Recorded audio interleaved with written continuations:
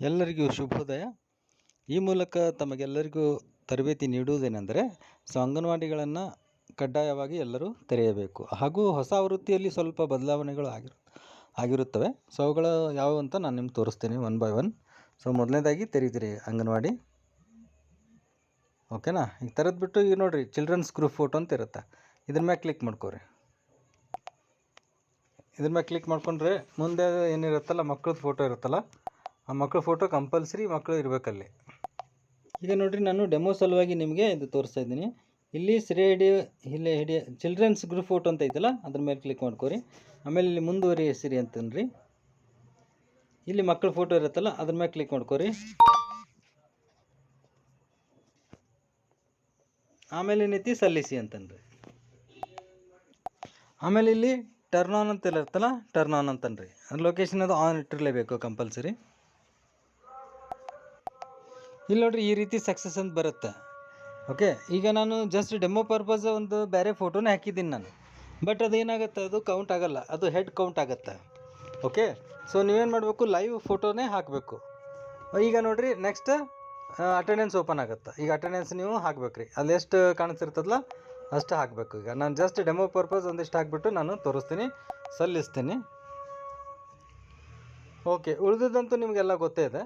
ಆಮೇಲೆ THR ಏನೈತಲ್ಲ, ಅದನ್ನು ನಾಳೆಗೆ ನಿಮಗೆ ಇನ್ನೊಂದು ಸಲ ಡೆಮೋ ಮಾಡಿ ತೋರಿಸ್ತೀನಿ ಲೈವ್ ಆಗಿ. ಈಗೇನು ಮಾಡ್ಬೇಕಂತಂದರೆ, ಇನ್ನೊಂದು ಇಂಪಾರ್ಟೆಂಟ್ ಬಂದಿದೆ ಇದರಲ್ಲಿ. ಏನಂತಂದರೆ, ಇಲ್ಲಿ ಮನೆ ಚಿತ್ರದ ಮೇಲೆ ಕ್ಲಿಕ್ ಮಾಡ್ಕೊರಿ.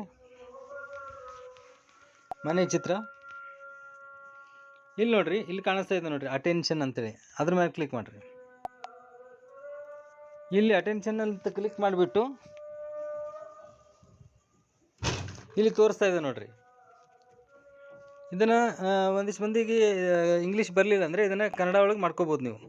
ಯಾವ ರೀತಿ, ಇಲ್ಲಿ ಇದು ಆಲ್ರೆಡಿ ಕನ್ನಡ ಒಳಗೆ ಅದ. ಇಲ್ಲಿ ಹೋಗ್ಬಿಟ್ಟು 3 ಆಪ್ಷನ್ ಹೋಗ್ಬಿಟ್ಟು ಇಲ್ಲಿ ಭಾಷೆ ಆಯ್ಕೆ ಮಾಡಿ ಅಂತ ಇರುತ್ತೆ. ಓಕೆನಾ?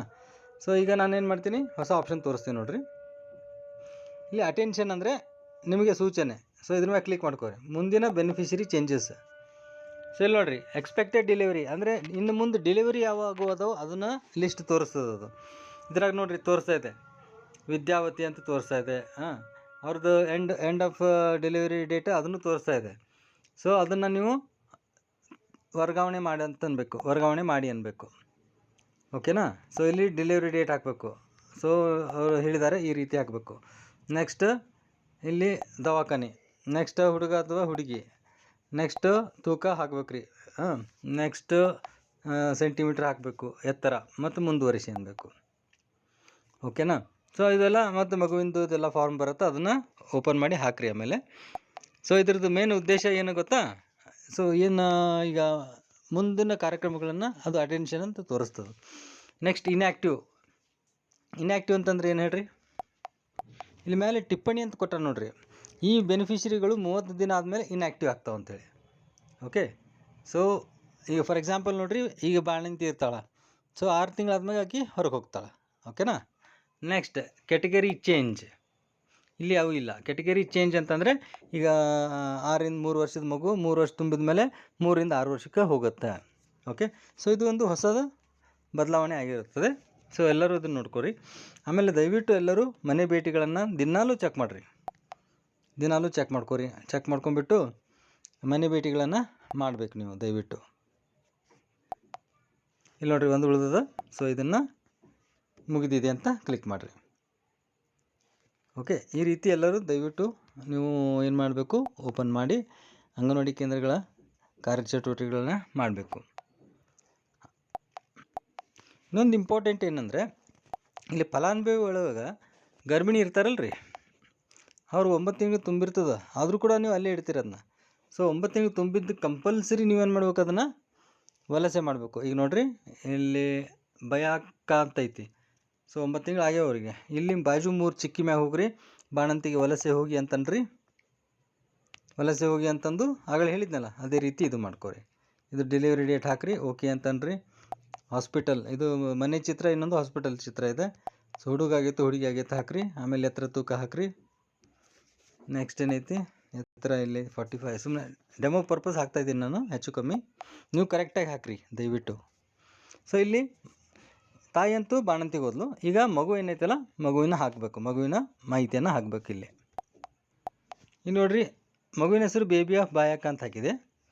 ನೆಕ್ಸ್ಟ್ ಏನೈತಲ್ಲ ಎಲ್ಲನೂ ಆಟೋಮೆಟಿಕ್ ಬಂದುಬಿಡ್ತೈತೆ ಅದು. ಸೊ ಇಲ್ಲಿ ವರ್ಗ ಒಂದೇ ನೀವು ಹಾಕಬೇಕು ಇಲ್ಲಿ ಇತರೆ ಅಂತ, ಅಂದರೆ ಅದು ಯಾವುದರ ಥರ ಅದು. ಓಕೆ, ಆಮೇಲೆ ನಿವಾಸಿ ಪ್ರಕಾರ ಶಾಶ್ವತ. ಇನ್ನೊಂದು ಆಪ್ಷನ್ ಹೊಸದಾಗಿ ಬಂದದ್ದು ನೋಡ್ರಿ ಇಲ್ಲಿ, is child declared as a ದಿವ್ಯಾಂಗ ಅಂತಂದ್ರೆ ಏನು ರೀ, ವಿಕಲಚೇತನ. ಹುಟ್ಟುವಾಗ ಏನಾದರೂ ವಿಕಲಚೇತನ ಆಗಿ ಹುಟ್ಟೈತೇನೋ ಅಂತ. ಹುಟ್ಟಿತ್ತಂದ್ರೆ ಹೌದು ಅಂತನ್ರಿ ಇಲ್ಲಿ ಆಪ್ಷನ್ ಬರ್ತಾವೆ. ಏನಂತಂದರೆ ಆಪ್ಷನ್ ನೋಡ್ರಿ ಇಲ್ಲಿ, ಮೂಮೆಂಟ್ ಇಲ್ಲ, ಮೆಂಟಲ್ ಇದೆ, ಆಮೇಲೆ ಸೀಯಿಂಗ್ ಅಂದರೆ ಕಣ್ಣು ಕಾಣಿಸ್ತಾ ಇಲ್ಲ, ಕಿವಿ ಕೇಳಿಸ್ತಾ ಇಲ್ಲ, ಮಾತಾಡೋಕೆ ಬರ್ತಾ ಇಲ್ಲ. ಸೊ ಅವೆಲ್ಲ ಇರ್ತಾವೆ ಆಪ್ಷನ್. ಸೊ ಆಲ್ಮೋಸ್ಟ್ ಅಲ್ಲಿಗ ಅಂಥವು ಹುಟ್ಟಂಗಿಲ್ಲ. ಸೊ ಇಲ್ಲ ಅಂತನ್ರಿ ಸಲ್ಲಿಸೇನ್ರಿ. ಸೊ ಇವೇ ನೋಡಿರಿ ಇಂಪಾರ್ಟೆಂಟ್ ಆಪ್ಷನ್ಸು. ಇದನ್ನು ಈ ರೀತಿ ಬಂದಿರ್ತಲ್ಲ ಒಂದು ಸ್ಕ್ರೀನ್ಶಾಟ್ ಹೊಡೆದು ಇಟ್ಕೊಂಬಿಡ್ರಿ. ಸೊ ಇದರ ಅರ್ಥ ಏನಾಯ್ತು ರೀ, ಗರ್ಭಿಣಿ ಇದ್ದಿದ್ದು ಬಾಣಂತಿ ಹೋಯಿತು ಮತ್ತು 0 to 6 ಮಂತ್ ಮಗುವಿಗೆ ಹೋಯಿತು. ಸೊ ಯಾರೂ ಇಟ್ಕೊಂಡು ಕುಂದ್ರಬೇಡ್ರಿ ಬಾಣಂತಿಯನ್ನು 9 ತಿಂಗಳವರೆಗೆ.